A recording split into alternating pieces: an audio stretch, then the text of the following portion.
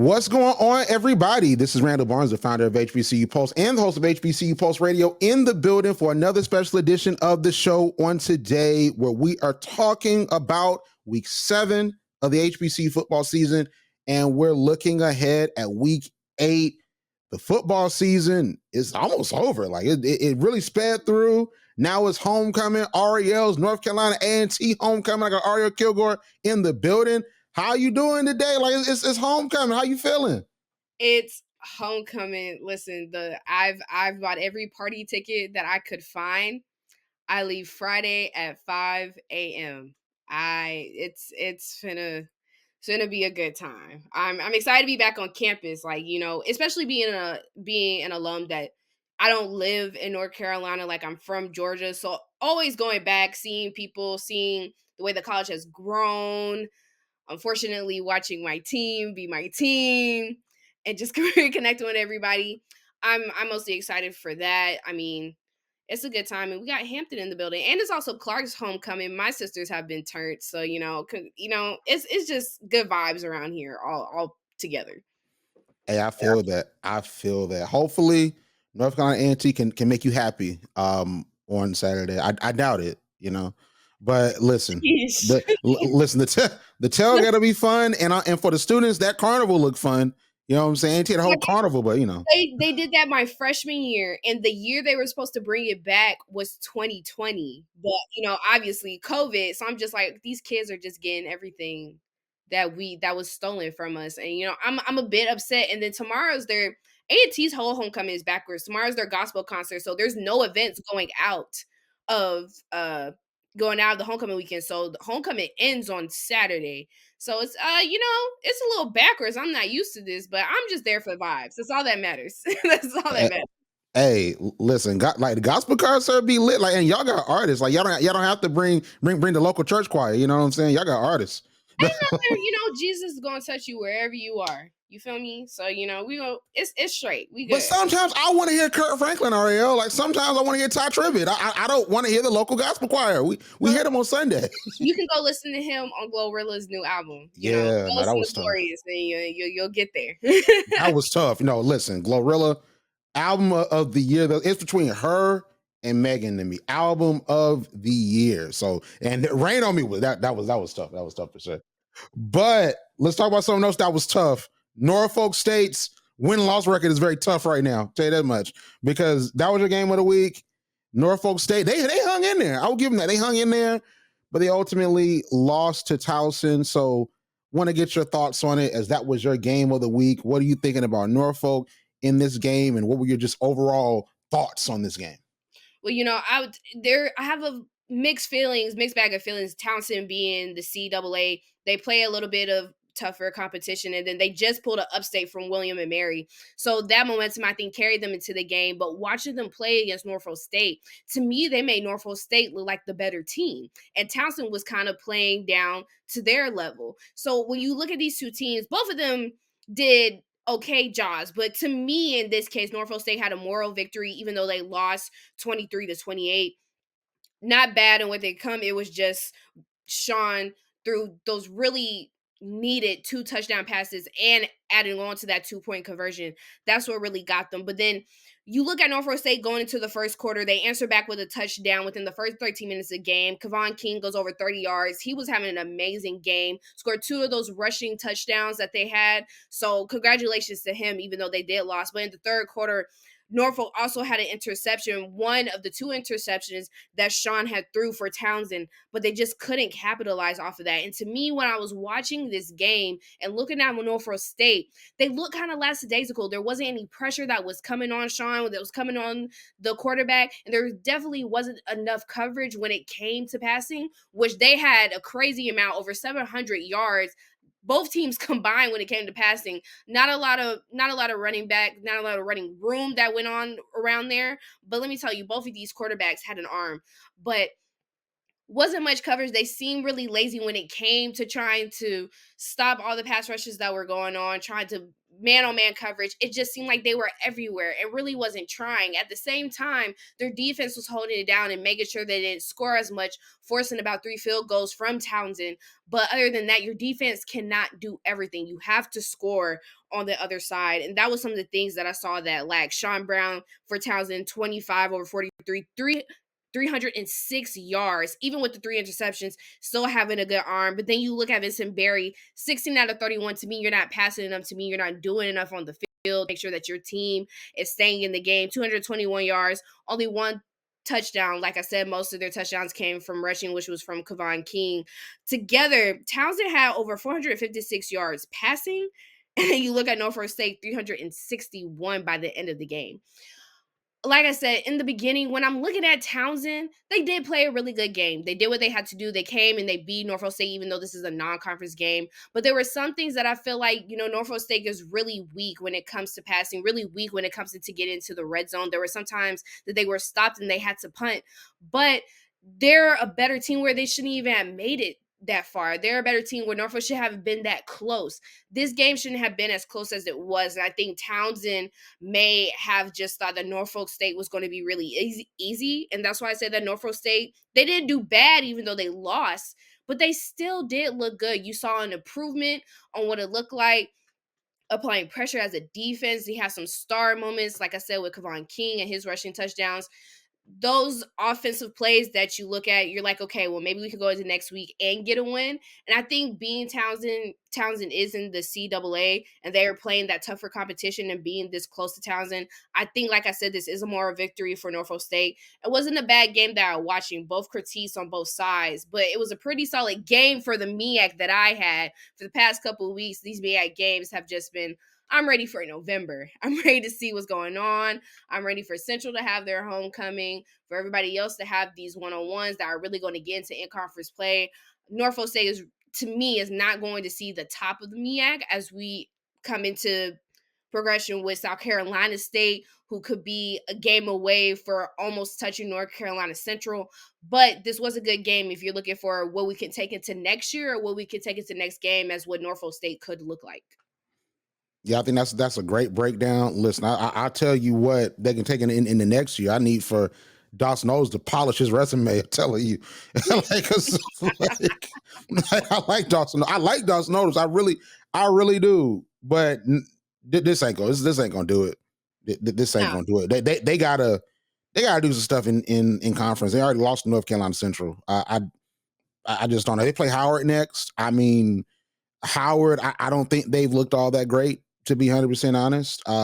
Norfolk, they looked pretty good in this game. I think that Howard Norfolk game, just like last year, might actually be sort of competitive. You know what I mean? But I don't know. Norfolk State, I expected more from them, especially after that FAMU game. I expected so much more from them, but we'll see what happens. But I need Dawson Odoms to go on and polish up your resume, big dog. Yeah. Well, I mean, we're kind of looking at a mini rivalry game. It's not like they're playing Hampton, but, being in the same state, you're battling over that territory. We should get a good game. Like I said, I'm very open-minded to what Norfolk State could bring to Howard's door, but I feel like Howard may get one over on them. It's not going to be much, especially how they played against Sacred Heart this past weekend, but I do believe we do have a good game on our hands. It's just Townsend at the end with those last 2 pair of touchdowns from Sean. It kind of took them over, but good effort by Norfolk State. Honestly, I saw some improvement, but like you said, we'll get ready for next year. We'll figure out a game plan and hopefully we can see them maybe top somewhere in the MEAC. I don't know. Central might be running it for the next 5 years. Definitely. Yeah, that's definitely what it's looking like to me. All right. Listen, so my game of the week was Alcorn versus Grambling. To be honest, I don't have much to report. The game was sort of like, it was a slugfest. I mean, it wasn't really a high-scoring game. It was nothing like that 5 overtime classic. And maybe I'm a bit hungover by that classic. I don't drink, I don't smoke. I didn't even party when I was at Fort Valley. I think I told you that years ago, okay? I don't know what being drunk feel like, but I guess I'm hungover from like watching that 5 overtime game because I thought that this was the pinnacle. Like if Grambling lost, but there wasn't much to glean from it. I was wrong, Arielle. After you were right, because you were like, well, Randall, I think there might be some stuff that we need to look at when it comes to Grambling. And you were right, because something's wrong with that offense. I'm telling you, something's wrong with that offense. You got Miles Crawley, who arguably next to Daniel Richardson, if we're talking about skill, we're talking about talent, we're talking about tape, we're talking about what they did before this year. I got Miles Crawley that arguably coming into the season was the best quarterback in the conference. And then I was still saying he was probably pound for pound right next to Daniel Richardson at FAMU. And we see what this season has been. I think it is the result of the offensive play calling. And I'm not the first person to call this out. Mickey Joseph himself called it out, because Mickey Joseph knows that Coach Eric Dooley, who was at Southern, and we were very critical of him after that FAMU game last year, is not doing what he needs to do. The offense looks anemic. It looked like an offense from like 1960, like 1970. Like it's not effective. He's not using the arm talent of Miles Crawley. Like they're running the ball rather effectively. I don't think they're throwing the ball well, and I just don't think it is conducive for swag play. I thought that they would be better because the West is considerably weaker. The East is stronger. But I don't really know what they're doing here. I mean, they beat a tough Jackson State team that's now ranked in the FCS poll 25th. They're 25th on the coaches poll, right? So they beat Jackson State pretty soundly. So I saw that game and I'm like, yeah, like Grambling's going to be just fine. They're probably going to either face Jackson State again or they're going to face FAMU. But now I'm like, is this season over? Like, because they play UAPB next. UAPB just beat Prairie View. Is UAPB going to beat them? I honestly don't know. Like, it's just very perplexing with this team. I'll be honest, it wasn't really that fun of a game to watch, because like Alcorn was just really just running it, making it happen. They got on that scoreboard. Grambling did fight back. They actually got the lead ultimately, but then you had that game-winning field goal that was kicked by Alcorn, and it was game over. And I don't know where Grambling goes at this point. I was high on Alabama State in the East. And of course, I was let down, as we know. And then with Grambling, I really don't know. I'm very high on Mickey Joseph as a coach, but I just think that, and I also want to say this too, Jason Rollins, who's the defensive coordinator, is doing an amazing job. He is, the defense is as advertised. The defense is like that. It's the offense. Like, you can't win a game without scoring. I love defense. You know, I like defense in really any sport, because I like the anatomy of how can I stop you from scoring? What can I do? What defensive coverages in any sport, not just football, in defensive coverages, what can I do to stop you? What can I do to stop your best players? And that defense is doing what it needs to do. That's why the game was 17-14. But the big thing was the fact that the offense couldn't really move the ball down the field, and Miles Crawley I don't think it's his fault. I think it's Dooley's fault. I think that what happens is, with people, you try to hire your people, you try to hire your homeboy, get your homeboy hookup. All right. It's a small world when it comes to these coaches. And you got Mickey Joseph, new Eric Dooley. Eric Dooley, you know, he got fired from Southern. And he was like, come on, man. You know, you're my boy, man. Come on and be this offensive coordinator. No. Get you somebody from Nebraska, somebody from somewhere else, and have a competent offense. Because they're not going anywhere with this offense. They might get beat by Southern. Southern, all of a sudden, they done started swat play, and they looking like Pete Richardson Southern. I don't know what's going on. They 2-0 in swag play now. So I don't know what's going to happen in November. I don't know what's going to happen at the Bayou Classic. I like being right, and I don't like that Grambling and Alabama State have made me to look like a fool. I really don't like it. I really don't. I need for Mickey Joseph. He is a great coach. He has FBS experience. He has a bunch of experience. He coached with LSU, like with Joe Burrow and them back in the day. They was like probably the best college football team ever, possibly. You know what I'm saying? So it's like, you've seen greatness. Like, you've seen offense. Like, you saw Joe Burrow's Heisman winning year. All right. You've seen an undefeated season. This is 2019. All right. You've seen better. What is on that field isn't better. And Mickey Joseph was talking about it in the media, but it's just something needs to change. I don't really have much to give you in this game, except Grambling needs to do something. Because do they still have a shot? Yes. Yes, they still have a shot. Prairie View lost to UAPB. I think Southern can probably drop a couple games in division.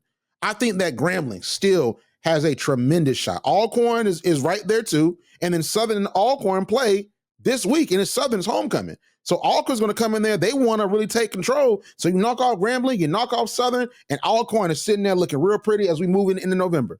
But anything can change. Like, there's no dominant team in the SWAC West to me. Like, things can shuffle around. But I'm losing confidence in Grambling because of the offense. I don't really know where they go from here. And you brought up a good point. We were just speaking about that because Grambling's next game is UAPB, and UAPB made that surprising comeback on Prairie View. So now that they have beaten them, I get your point to where they could still have a shot. But now this shot of them being at the top is a little scary. This was a team that you were supposed to go and beat, not by a large margin, but I saw them beating them maybe by 10 points, maybe by 2 touchdowns. But then you let them come back. They hold you the touchdowns. They hold you most of the game. You have trouble running the ball. And now they beat you over a field goal that you didn't use the clock wisely is what I saw in this game. And now you've lost. And now you have to restructure your season about now I have to beat almost every other team that I see for the next season going into November if I want my hopes to stay alive. We were talking about this and when you had that 5 overtime game, and that is a hungover, something you keep thinking about that you're still dragging on and whatever. I'm not finna give myself up here, but you're definitely hung up on that game, and I honestly feel it. But in that game, we were talking about not getting tired, trying to put out your best, bringing on pressure. And there were some mistakes that we saw with Grambling on a lot of holding calls and Grambling getting really sloppy towards the end, what that momentum was going to bring into this Prairie View game. And this is what we saw now. Now their season, like how we stated, could be in somewhat of a jeopardy just because you lose a game that should have been winnable, that is kind of needed for you, just like how we see in the MEAC side. Anybody that loses in these next 3 ending games between Central, South Carolina, and Howard determines on if you're going to the Celebration Bowl, because in the MEAC there is no playoffs. There's only a limited amount of teams. So now Grambling is in the position where we either need to find our rhythm back. Well, what would be good for us? Do we need to push our running game? Is there something that we need to put more weapons on the field, or do we need to develop more weapons where we're looking at different people in the slot or we're developing different plays? Or because the defense is the problem, or are we in this situation where maybe, we'll just try again next year, or we're going to have to it's like death row right now. You're you're sitting on to where, hey, I got to beat every team that's coming against me, or I got to figure out another game plan where we're just going to let Southern, or we can let Alcorn State kind of go and rip everybody off. But I'm not too sold on this next game that they have against UAPB. UAPB being a really good game, Arkansas Pine has shown that they have some kind of offense, that they can run routes and that they can be really good, especially their quarterback. But Grambling for these past 2 games have shown that they can't pull from behind. And that in certain instances, when it gets down to the wire, they tire out and they can be really easy to beat. And they can't go into this next game like that. So, I mean, looking at this and looking at Alcorn State, they were a good team. A&T has played them. They've shown that they can beat what, to me, I thought Grambling was unbeatable and unstoppable for a second. They need to rebuild back that momentum because right now their season is on the line. Yeah, it's not looking that great for them. We'll see what goes on. I really don't. This football season's been a lot. I really don't know. Like, I'm just here to work because we got these games. We writing these games. We doing the podcast. It just is what it is. If you win, you win. If you lose, you lose. Listen, that is on them. I don't get paid to coach. Okay. And there are folks that don't get paid to win SWAC games at this point. So listen, it is what it is. All right. But let's talk about our games of the week for this week. So Arielle, so is your game of the week North Carolina A&T versus Hampton? In this point in time, I'm choosing the game. I don't know if I'm choosing A&T. which is crazy. I know, but there's so many factors that are coming off of this. Both of them coming off of a bye. They did not play last week. So I think for A&T, that may be a good rest period for the coaches, most definitely, to try to work with Fumbly and what he needs to do so that way he's not stopped in the red zone, stop being sacked so many times, trying to build a nice center around him because he is not quick in the pocket at all, nor is the pocket able to hold itself for him to have time to pass. So A&T's offense has really been a problem. And if you can't score against Hampton, you're definitely not going to win this game. But Hampton is known to keep people off the field and keep them short on the field. A lot of them don't make it to the other end of the field. So those are some things that A&T knows that they have to perfect and know that they have to get ready for if they want to win this game. But also, you're looking at Hampton. They're 3-3. They lost against the University of Rhode Island. They lost against William and Mary, one of the teams that I picked that I thought Hampton was going to do it, but William and Mary, as I was proven, was really good. And they're a really great team and a great running offense. So and one of those things, I'm just like, okay, Hampton is seeing pretty good team right now. And then you look at A&T, their only win comes from Winston-Salem. And then you look at the rest of their games until they get to Richmond, which was still a losing game, but it was a close losing game. They're all HBCUs. They're all MEACs, all beating them down by 20 plus points. And I'm looking at it and I'm just sitting here like, if A&T can't beat competition in a lower conference, and we've seen them in the CAA trying to play against other conference teams, I don't know how they would fare against Hampton. If they can't produce a scoring offense, then it's not going to look great because we know A&T can hold Hampton. We know they have somewhat of a pliable defense. It looks okay. It looks standard for what's going against Hampton. But the whole point of the game is to score, and the whole point of the game is to win. And it's homecoming. I would at least like what they haven't failed to do me is lose at homecoming. We won against Campbell, which made me very, very happy when they first stepped in. I believe they won last year. So there's some homecoming magic that happens around A&T for some odd reason when it comes to homecoming week. So hopefully they sprinkle a little bit of that on this Hampton game. But if I had to choose and if I had to be safe, I'm going to go with Hampton. That's fair. It's fair. That's fair. very fair because I'm going with Hampton as well. But I wanted to say this is just so funny. I write for Clutch Points. I got my writers, and we write about HBCU sports. All this different stuff like that. So I have to be very in tune with the news, right? So I'll tell you one thing that made me chuckle recently. So I was looking, and I'm looking on Google, like what is going on in the HBCU world, okay? And then I look and I see the headline: Hampton removes interim tag from Boykin, and that's Trent Boykin, who's Hampton's current football coach. He was the interim coach. They removed the interim title. He's the permanent coach. And they did this week. I'm like, you know what? They that confident they're gonna beat A&T. They said, listen, like interim time is over. You permanent now because you're gonna beat them. Like, go ahead. They like you. You're not the substitute teacher anymore. You just the teacher. All right, you know what I'm saying? Like you gonna beat them. It's fine. This ain't the celebration mode. A&T. This ain't them. You got it. So yeah.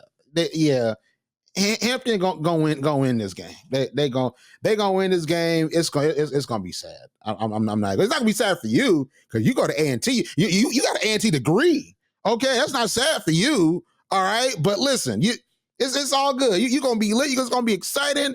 Like y'all got Bryce Tiller, all them coming out. It's homecoming, but nah, the football game, nah. I ain't gonna lie to you. You ain't have to you ain't have to do that. You know, it doesn't have to be drastic. Everybody calm down. Hold your horses. Horses hold your breath. Like no, just horses hold your breath. What? You never seen one of my favorite Disney movies is Chicken Little. Chicken Little. Yeah.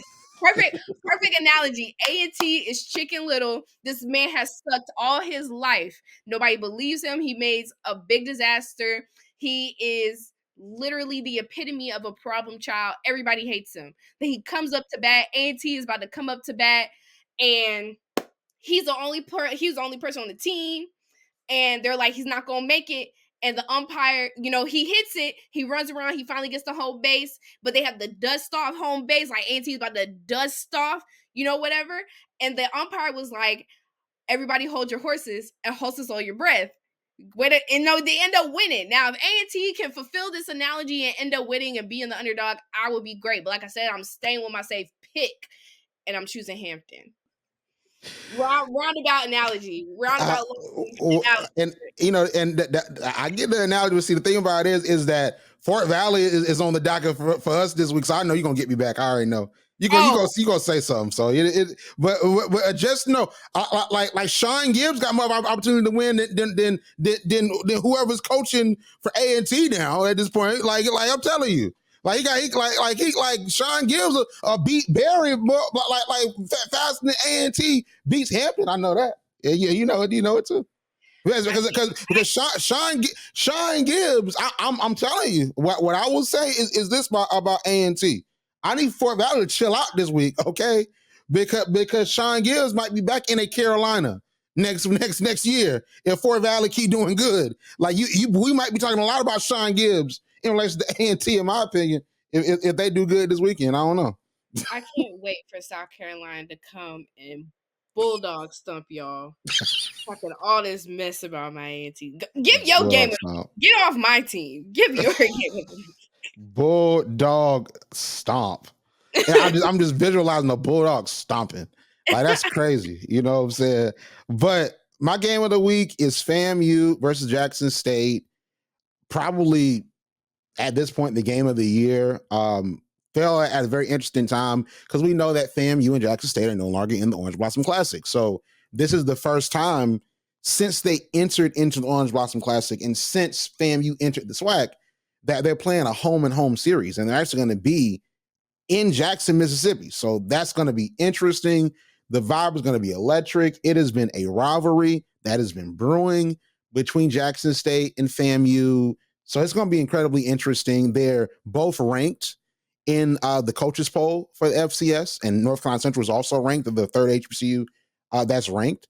So this is a battle of two titans. Like, this is a battle for who could, make the Celebration Bowl, SWAC championship, or who could make the FCS playoffs. Because we know what happened in 2021. We saw that Jackson State ultimately beat FAMU very narrowly, but FAMU ultimately won out the rest of their games, and then they went to the FCS playoffs, right? And then Marquise Bell had an amazing showing in that game and in other games. And Marquise Bell, although he wasn't drafted, he now plays for the Cowboys. So, I mean, that could be a great showcase of your talent.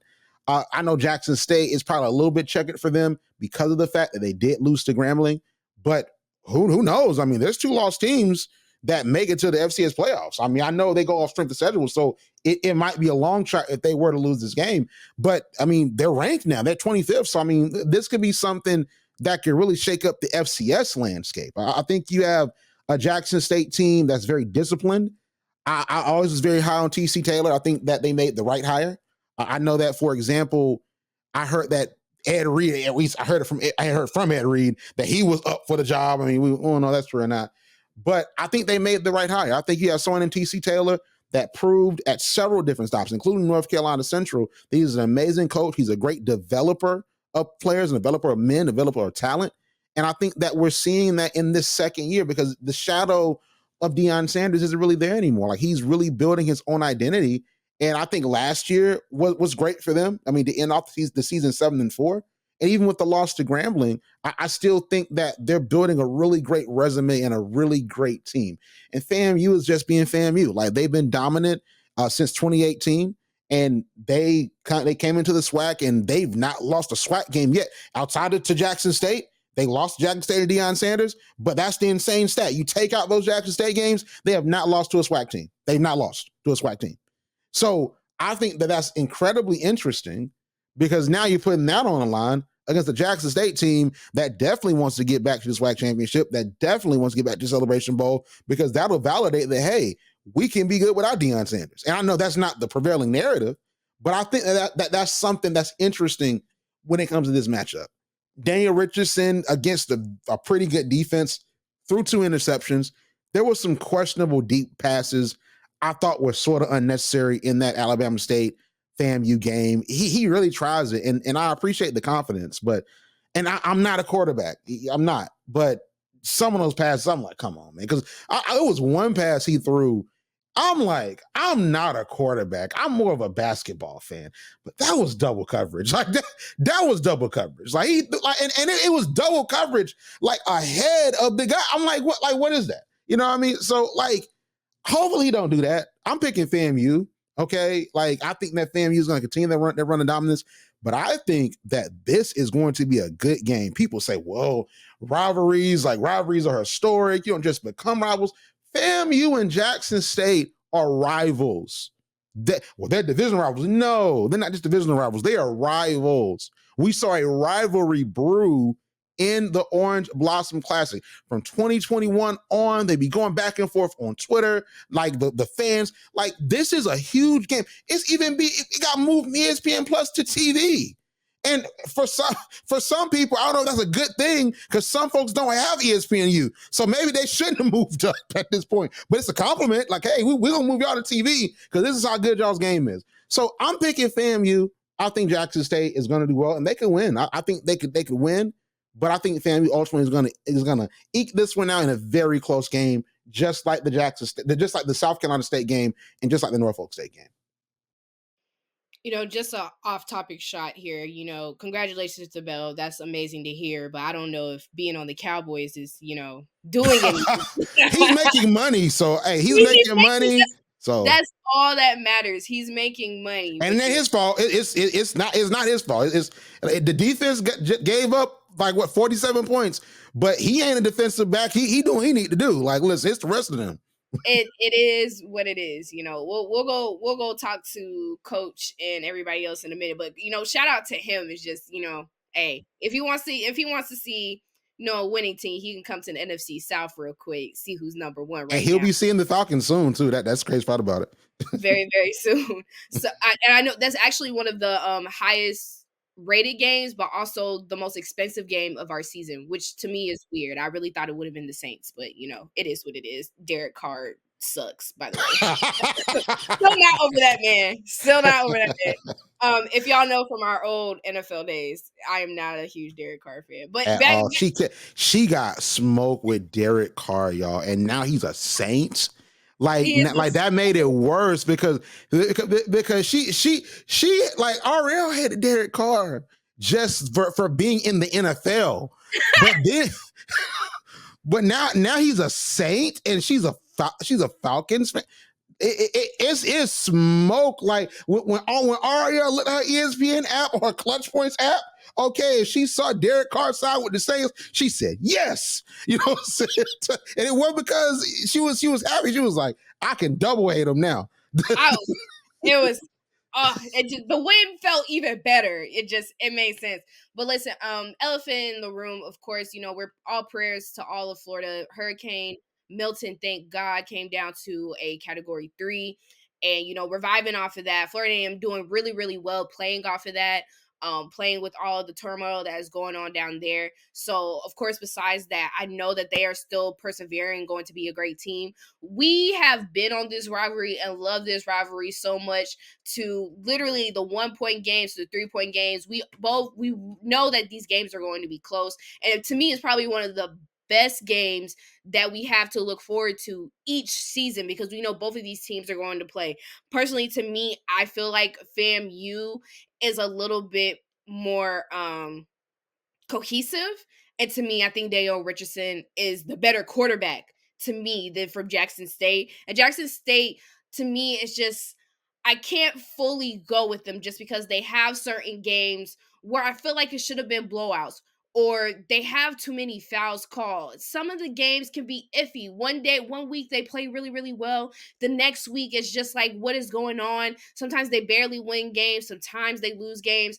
And being 4-2, you would think they would have something better. But I do agree with you that TC Taylor has come and made a culture in that Jackson State football room, and with the players and what they're bringing onto the field, where it's undeniable to say that they don't have talent and that they're not a good team. But I think their indecisiveness to how they're played and not really being consistent each week of having the same amount of yards, the same amount of perfection, the same amount of technique, just like how Florida A&M does, that can kind of make them a weakness playing against this really good defensive and offensive team.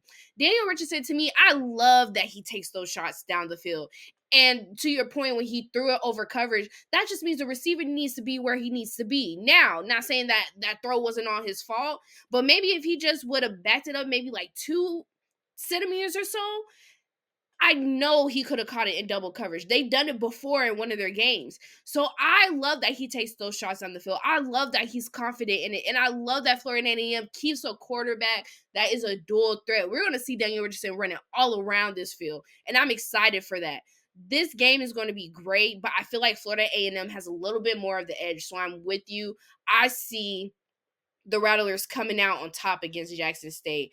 But man, being in Mississippi, this is going to be a game to watch. The hate is definitely real between those two teams. Yeah, I'm telling you, it's going to be a really good game. So for our games of the week, we're both choosing the same people. We chose FAMU and we chose Hampton. So the record for last week, you did really good. You were 6-5. Okay, I was 5-6. So you won the week, but we listen. But that overall, I'm 77-24 through 101 games. You're 74-27. So remember what I said earlier? Like we a team now, we team. What did I say last week? I said, listen, I can get it wrong, but as long as we get the same ones right and the same ones wrong, I'm fine with that. You know what I'm saying? That's what I listen. We playing for December. We're not playing for October. Okay, we playing for December. All right. It's a game. See, that's your problem. You taking that Grambling stance. A game is a game. We gotta win every single time. There's no time to relax. We gotta keep this momentum. Listen, we're a team, but there's an M and an E. And for me, I'm gonna win. I'm gonna win by any means necessary. All right, let's the lead for me is growing. But I was wrong on Grambling and Alcorn. I think we both picked Grambling. Grambling let us down. We both picked Sacred Heart. Howard actually didn't let us down. There's something else. All right, we both chose what? Did we choose? I think we both chose Morgan State. Or did you? Yeah, I think we chose Morgan State. Yeah, that's crazy. That's crazy. I know, that's why I was just like this. Like you said, this whole, I don't know what happened last week. Week 7 was a terrible week. Why did we choose Morgan State? That's crazy. I know that I chose Delaware State. You got it right. You got Robert Morris right. We both chose Prairie View. Listen, that happened. UAPB is called upsets. It happens. I was very upset. Okay, tell you. All right. So Southern and Texas. Southern. Who knew that Southern was gonna all of a sudden they gonna play swag games? Now they gonna be good. Who knew? That's crazy. They got beat down by Nichols, but they beating the HBCUs. That's crazy. Say that much.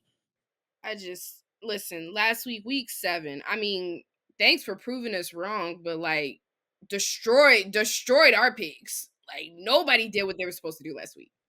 Yeah, pretty much, pretty much. But I'll tell you what, Ari. I was looking at this, and I'm like, I'm not gonna lie, I don't like being wrong. You know what I'm saying? So I'm like, I'm looking, and I'm like, is it only 2 games in the MEAC?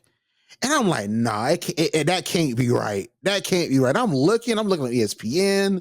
I'm looking on like the college football scheduling thing. And I'm like, it's 2 games? That is insane. Like the MEAC just said we're gonna take a week off at this point. What in the whole MEAC? I've never in my years, and I've covered HBCU football at the very least, like super seriously for like 3 years. Like we started doing the podcast in 2021.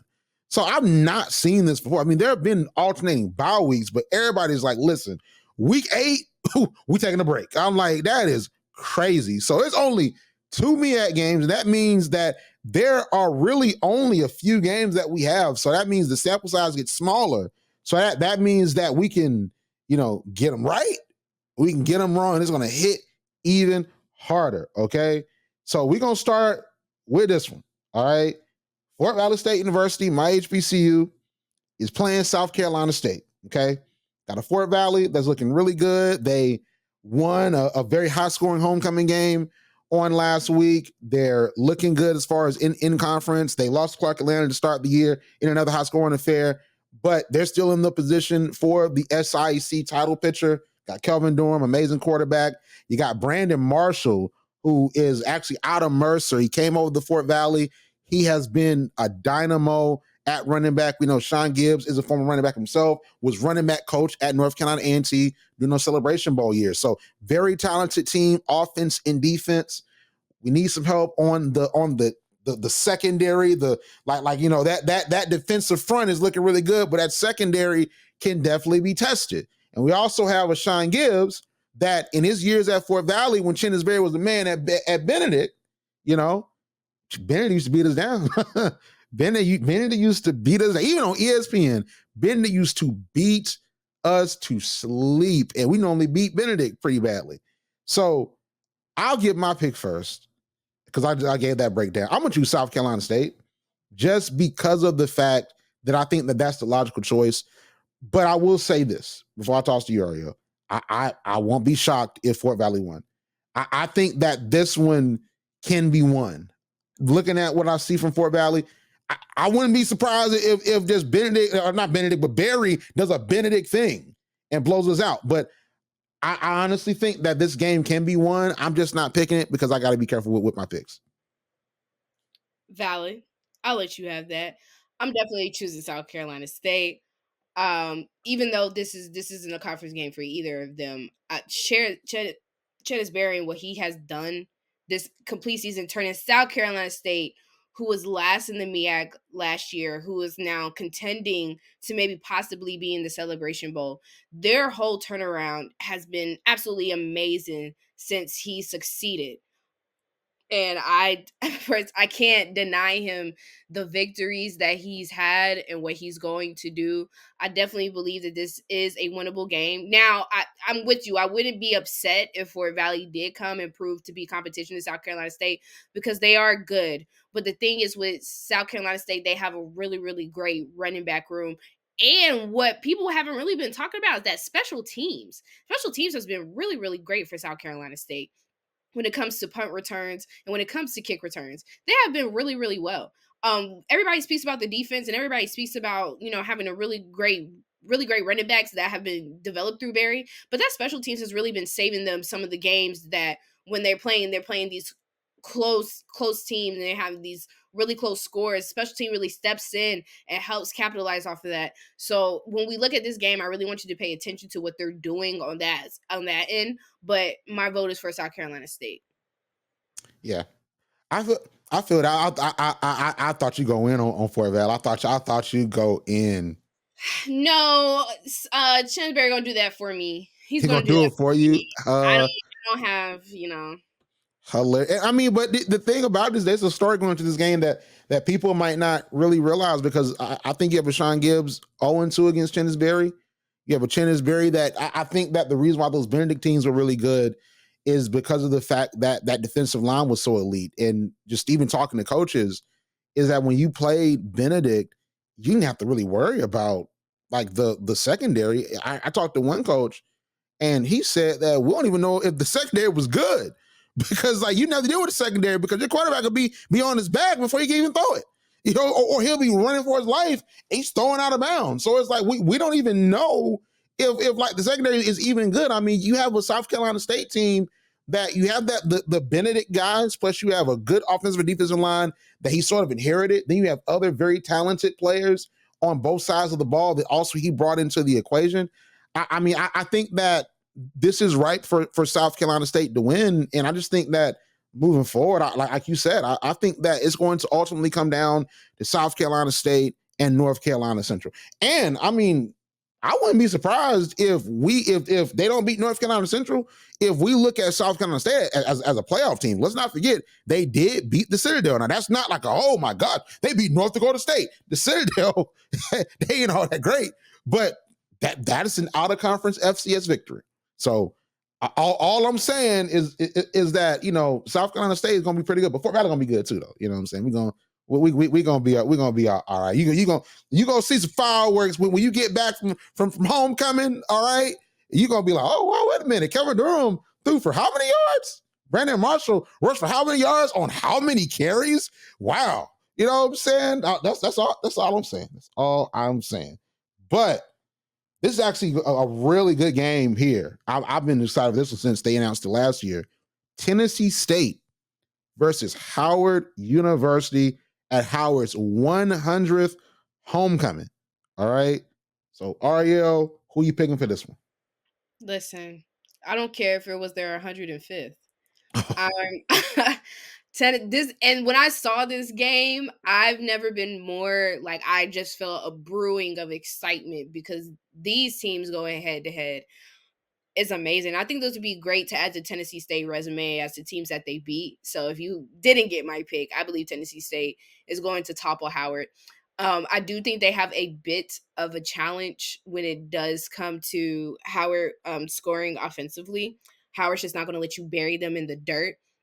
They are going to keep up, and there have been some instances where Tennessee State has missed a couple shots to get down, or if they fall too far behind, it can be really hard for them to climb back up. They have a problem when they do start from behind. But Tennessee State has proven to be dominant. They have come back from twice before. The other games that they have lost have not proved essentially who they are in the season, especially when they had played against Tennessee Tech. So I'm excited to see what they do against Howard University, but my vote is on Tennessee State. I think Tennessee State will win too. They've been looking very impressive.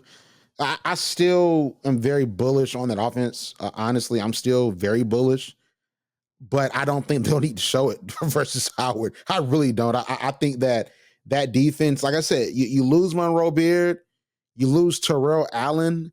I like those were big losses on that defense, but you know, to see that defense still be very formidable, I think that it says a lot about the type of coach that Eddie George is. And I'll say this too, and we talked about this last year.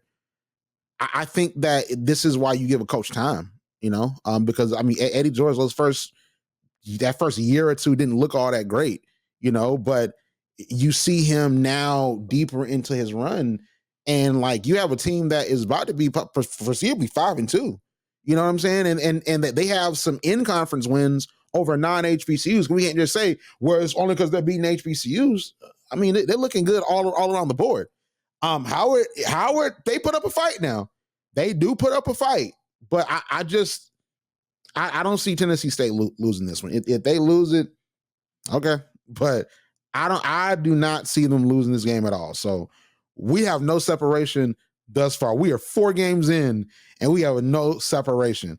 That's great for me. I think we're about to have separation on this next one. We might. I don't know, but I don't think we'll have separation. I don't think so. Okay, so Grambling versus UAPB. What are you picking? I'm picking Grambling. What? No, I'm picking Grambling 5-0. Yeah. Okay. 5. Okay. What separate? and we're not saying this disrespectfully, but I think Grambling's gonna win that game. No, I just, looking at who they just played, looking at Alcorn State, and then the upset that UAPB pulled on Prairie View, you would think that UAPB is in a really great position right now to topple another good team. But I don't think what Grambling played against Alcorn State, I think Alcorn State got their number, but I don't think that resembles of what they're going to do for the next couple of weeks. And then like how I said, these games now are must wins. They don't have time to falter. So they're going to go back to this drawing board, and they're going to pull out all the stops against UAPB. UAPB just had a really good lucky streak right now, beating Prairie View and then coming off a loss against Alcorn State with Grambling. But I believe this is Grambling's game all the way, and this is their comeback game. So yeah, I think that Grambling is going to shake back over UAPB for sure. I mean, I'm not as confident saying that because UAPB has great quarterback play. They looked really good against Prairie View. I was sort of shocked, but I think that Grambling ultimately is going to pull this off. And I think the difference is this. Mickey Joseph says he's going to be more involved on that offense. Mickey Joseph sees exactly what we see, that the offense is not working. So he's saying, you know what? I'm going to be more involved. He's not taking away, I would say, play calling responsibilities from Dooley, but I think he sees what we see, that offense is anemic. So he's gonna hear what's being called or see what's being called and say, hey, no, we're gonna scrap it. We're gonna go with something else. He's gonna not give that level of independence to Dooley and say, no, listen, we're gonna do that over. We're gonna throw the ball a little bit more. We're gonna do some plays that we know work. So I think that this is the opportunity to try that, because like I said, I think Grambling still, they still are out there, but I'm not as confident as I once was in them after what I've seen both in that overtime classic, but also in this past game against Alcorn. And I want to say this, I got the score wrong, by the way. I said 17-14, it was 16-14. I got that a little bit wrong because when I saw a field goal, I'm like, okay, 17, but actually Alcorn was down 13-14. So when they kicked the field goal, they go up 16-14. And then I forgot to say this too. The mind-numbingly bad last second play calling. They say, hey, listen, we're not gonna do a Hail Mary. We're gonna do like hot potato. Like we're gonna just like get the ball and just keep doing like that. And it was bad. It was bad. I love actually when teams do that. I think it's the funniest thing ever just to watch them do it. And when it works out, it's actually thrilling, but it just depends if you can actually execute that. And these NFL teams know all about that.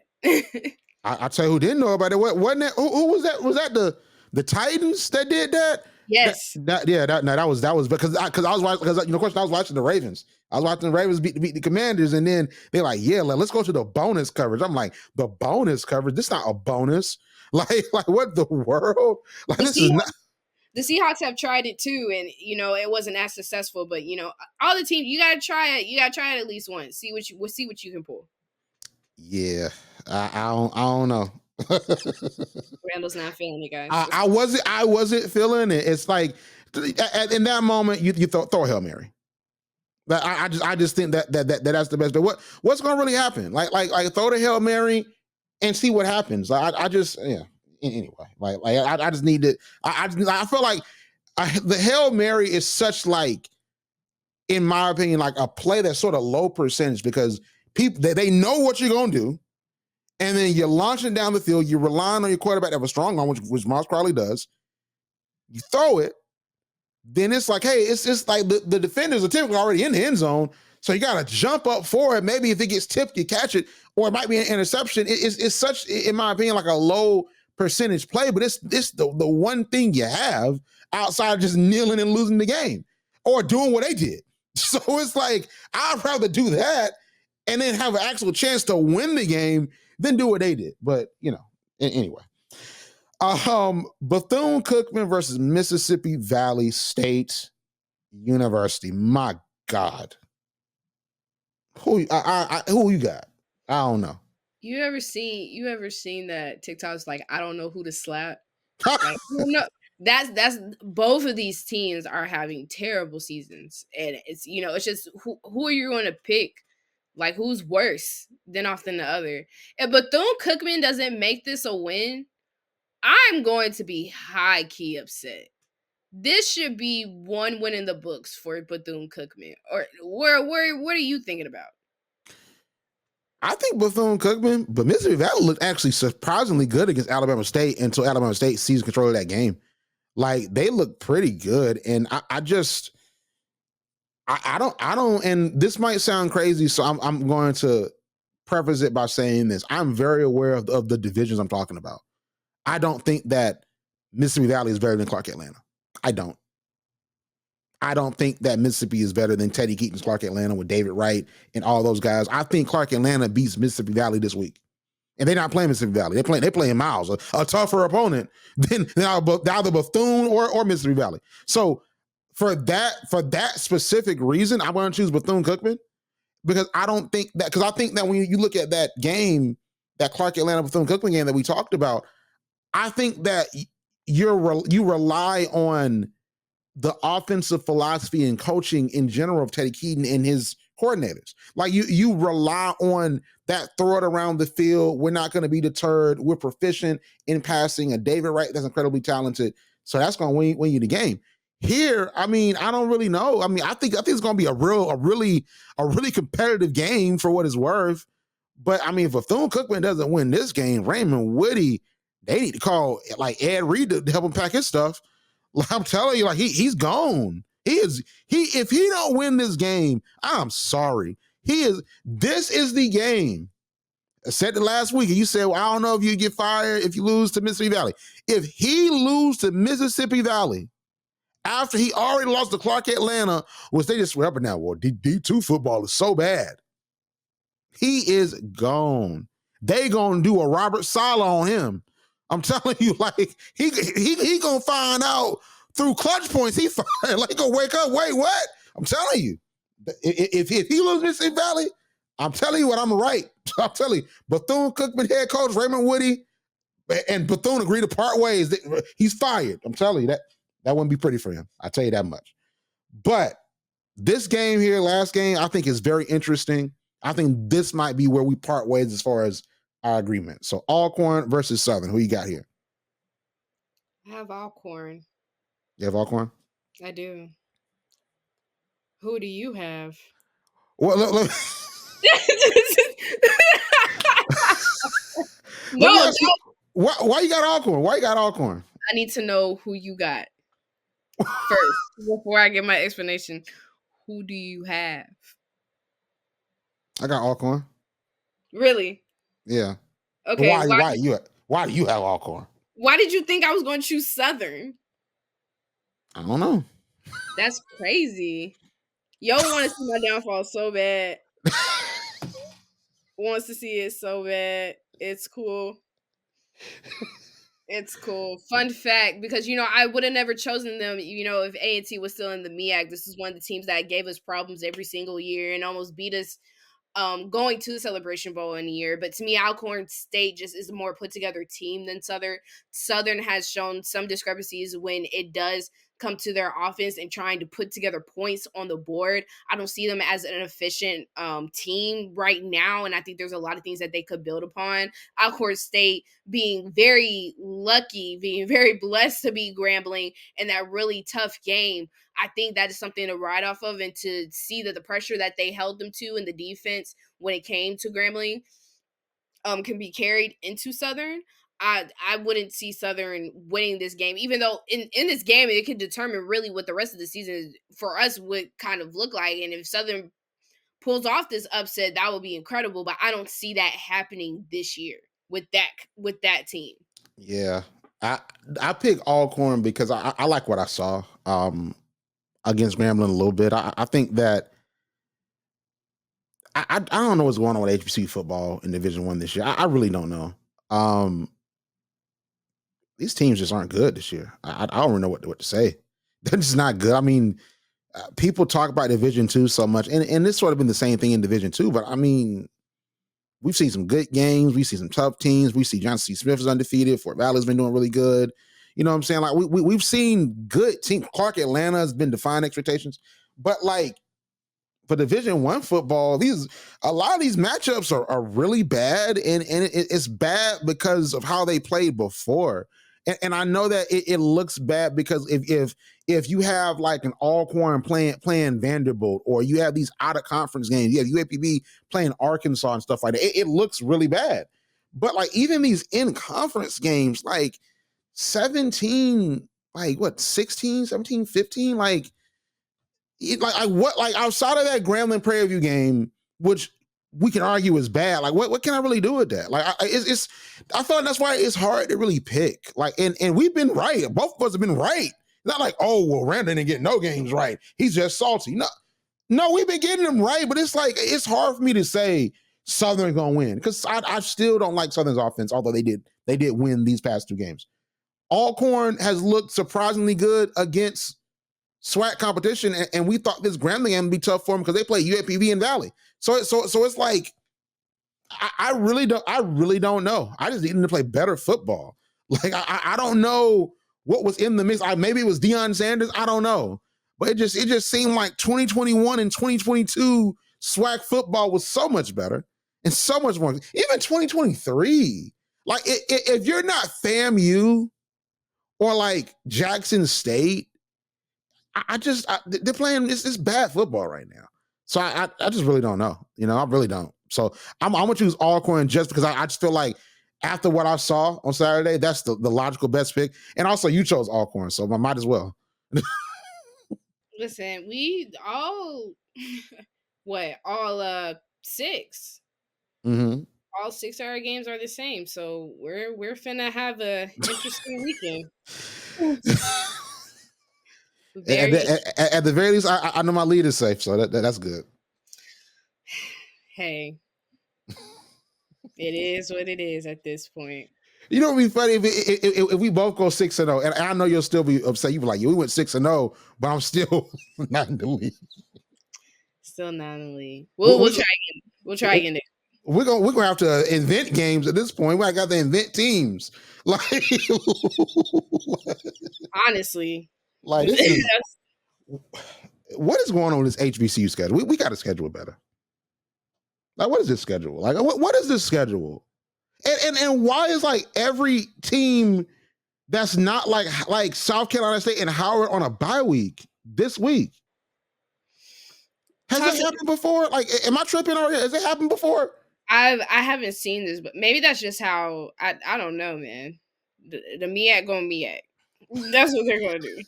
The MEAC is going to MEAC. Like I love the MEAC. Like, but they got 6 football playing schools, 8 schools in general, because you got Coppin, University of East Australia play basketball. Why is 4 of the 6 schools say, you know what, we on break? Like what the? You know what? Catch us at the end of October. Like, what the world? 4 of them. 4 of them. That's my God. And then you have South Carolina State playing Fort Valley this week. Oh, we can't hide it. If Fort Valley gets beat, it's not like, well, Delaware State got beat worse. Like this is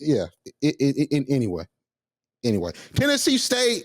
Come to the MEAC, man. Real talk. Wouldn't that be great? They'll come to the SWAC first, I think. I don't know. Well, I can see it because of Jackson State. Maybe they want their some major classes back too. So I mean, but I thought the MEAC make a lot of sense though. The MEAC make more sense to me. I honestly feel like. I feel like they'll run right through it, and you don't want anything that isn't challenging. You think so? You think they run through the MEAC? I mean, besides South Carolina, Howard, and Central, I mean, Morgan State's a run through. Norfolk State is a run through. I don't know if Morgan State will be a run through in the future. I feel like Dan Wilson got something cooking up there. Well, he needs to hurry up and get it done because it's been cooking long enough. He just need a quarterback. Andrew Bynum need to go to Morgan State. He just need a quarterback. Andrew Bynum needs to leave at Alabama State and go to Morgan State. Because I mean, I'm pretty sure that they're gonna let him get another year because he got injured again. So like, go out there to Morgan State. He go out to Morgan State with that defense. Oh, they cooking. And Damon Wilson had a mirror back in the day. He had like a solid quarterback at Bowie. So like he knows how to use quarterbacks. So like have Andrew Body go up there, like and they gonna be like contenders overnight. You don't got to change none on that team unless people leave. I'm telling you, like Morgan State got some stuff. They just got an offense. It's a nice dream. It's a nice dream. Oh man. But listen, like we talk about the MEAC because they only got 2 games this week. Like I'm dreaming of more games. Like what the world? Anyway. But Arielle, that is it for the show on today. Where can we find you on social media? You can find me on Instagram at __.modernDayAri, or put me in the hot seat on X, formerly known as Twitter, on @Reed__, or follow me on my new website, ariellekilgore.canva.com. I love it. I love it. You listen to HBCU Pulse Radio. Like what you hear? Yeah. Subscribe to HBCU Pulse Radio on Apple Podcasts, Spotify, or wherever you get your podcasts. Also, head to HBCUPulse.com to stay up to date on what's going on in the HBCU community. Thank you for listening to HBCU Pulse Radio.